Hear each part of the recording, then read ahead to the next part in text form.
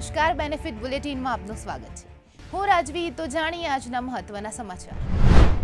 શેરબજારમાં intraday green ઝોનમાં બંધ। સેન્સેક્સમાં 500 થી વધુ પોઈન્ટ્સનો ઉછાળો, 81,790 પર બંધ। નિફ્ટીએ 25,000નો આંકડો ફરી મેળવ્યો, 183 પોઈન્ટ્સનો ઉછાળો। આજના ટોપ ગેઇનર્સમાં આદિત્ય બિરલા લાઇફસ્ટાઇલ, પેટીએમ, નાયકા અને એથર એનર્જી, આઈટી, હેલ્થકેર અને પ્રાઇવેટ બેંક સેક્ટરે તેજી દર્શાવી। નિફ્ટી મિડ કેપ અને સ્મોલ કેપ સૂચકાંકો પણ ગ્રીન ઝોનમાં બંધ।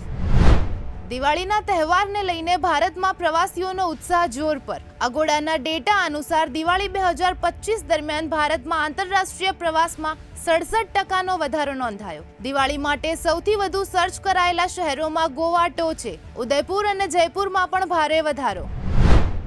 ગાંધીનગરથી મગફળી ખરીદી અંગે અપડેટ। ગુજરાત સરકારે કેન્દ્રને વધુ જથ્થો ખરીદવા કરી રજૂઆત। મુખ્યમંત્રી ભૂપેન્દ્ર પટેલ અને રાઘવજી પટેલે કરી માંગ। કેન્દ્ર સરકાર 15.21 લાખ મેટ્રિક ટન મગફળી ખરીદે તેવી શક્યતા। તો આવા જ મહત્વના સમાચારો જાણવા માટે જોડાયેલા રહો બેનિફિટ ન્યૂઝ સાથે।